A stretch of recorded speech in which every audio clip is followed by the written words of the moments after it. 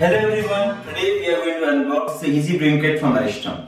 The Easy Brewing Kit has one dry malt extract, 750 grams. This is good for about 6 liters, up to 6 liters of beer. We will have a 10 gram packet of hops. We will have a sachet of yeast inside that. This is a beer yeast. You can't use a wine yeast or the baking yeast for this purpose. It will have a siphon, it will have a fermenter. This is a very special fermenter. We'll be talking about its design in the video coming forward, as well as priming sugar for the fizz. So this is what would be there. So now let's start with how you're going to make your first beer. So in the first step, you're going to use any bhagona or the boiling stock pot that you have at your home. Make sure that it is of at least 5 liter capacity.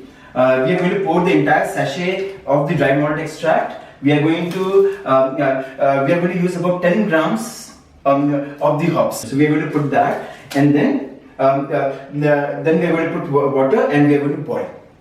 And while you are boiling and putting the malt, you are going to stir this. This is all you need to do. The moment it comes to a boil, it will come to a rolling boil. You will turn off the flame. This is an ordinary kitchen sink. You'll be having one at your home. What we'll do is we'll take an old rag or a sponge and we are going to clog the drain. This is to ensure that the water doesn't come out. Then this boiling thing, and you have to be very careful because this is boiling hot. We are going to put it here. We are going to cover it with the lid. Okay. Once you have covered it with the lid, you are going to turn on the water, and you will wait for about 15-20 minutes. Make sure that the water is flowing, but it doesn't flow so much that it goes inside the vessel. The outside water will chill this and bring it to the room temperature.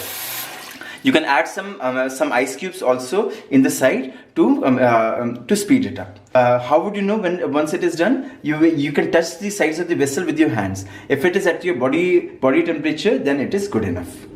Next step, you are going to use 50 ml of sterilized water. For this, you will boil the water.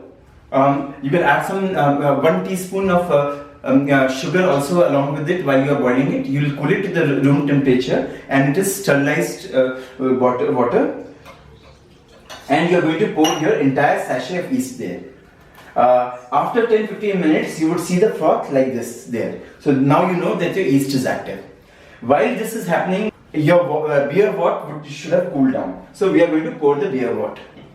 Okay. While your yeast is proofing, and we have checked that this is already has chilled down, we are going to pour this. And just make sure that before you have poured it into a fermenter, you have used a brewing sanitizer to clean all the equipment. And now we are going to add yeast. We have poured the yeast inside that. If you require a higher, stronger beer, this beer should be about 7% strong. What is there in our recipe. If you need a stronger beer, then what I would suggest is please add about 100 to 150 grams of sugar. Also, while you are boiling the entire solution, so that you can make up to 9% strong beer. After doing this, what we are going to do is we are going to put the airlock inside on top of it, and we are going to put some water. Okay.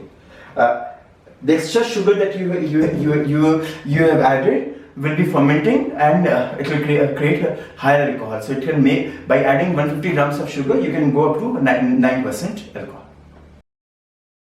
6 days ago, we put this beer for fermentation. It has once the bubbling stopped, the fermentation was complete. I kept it for cold crash. In cold crash, what I did was I took the fermenter and I kept it in the refrigerator for 24 hours.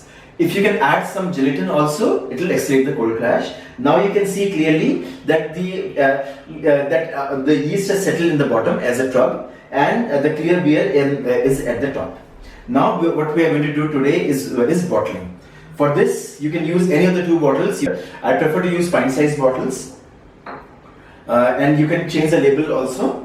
I have not removed the labels so that you know which kind of beer bottles to be used. Bira, Kingfisher bottles are great. Or you can use this swing top bottles. You get these in the restaurants. Most of the restaurants serve water inside that, and they can hold carbonation very well.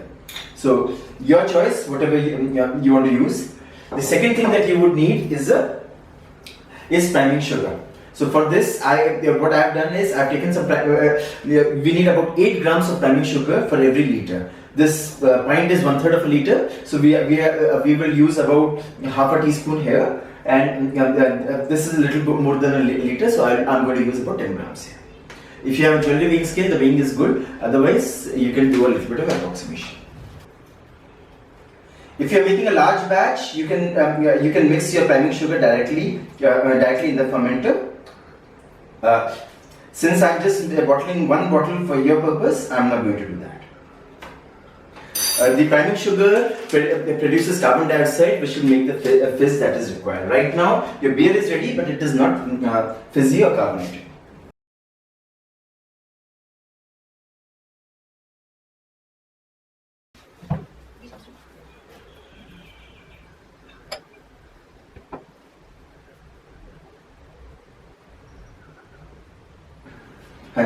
So I filled the bottle. Priming sugar is already added to it. So let's do the quick clear capping.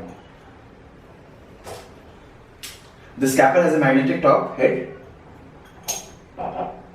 So your caps will fit inside this.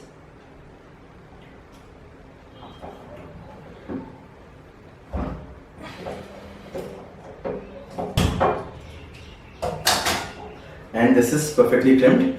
Now I'm going to wait for 2 days, and after 2 days the carbonation will be ready. You can see a little bit of carbonation already happening because of the priming sugar, but the carbonation will happen, and after that we'll carbonate, and I'm going to serve it for you.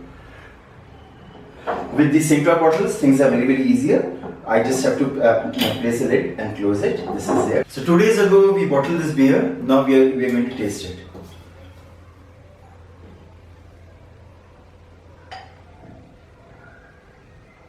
You can see there's very mild carbonation. This is the reason behind, because this bottle, although it can retain pressure, but they don't retain. They're not airtight. Let's try with the second bottle. This is crown capped, done exactly like the professional sealing.